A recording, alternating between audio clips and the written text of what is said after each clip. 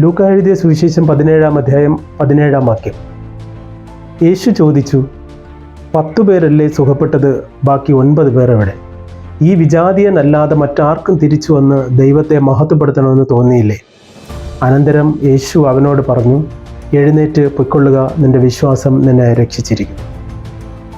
ഒരു കൂട്ടം രോഗികളോട് യേശു പറയുകയാണ്, നിങ്ങൾ പുരോഹിതനെ കണ്ട് സുഖം പ്രാപിച്ചുവെന്ന് പറയുക.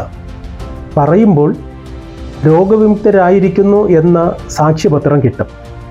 അങ്ങനെയാണെങ്കിൽ കൂടാരത്തിൽ തങ്ങളുടെ വേണ്ടപ്പെട്ടവരോടൊപ്പം ആദ്യത്തേതുപോലെ കഴിയാം. പുരോഹിതന്മാരുടെ സാക്ഷ്യപത്രം വിജാതീയർക്ക് സ്വീകാര്യമല്ലല്ലോ.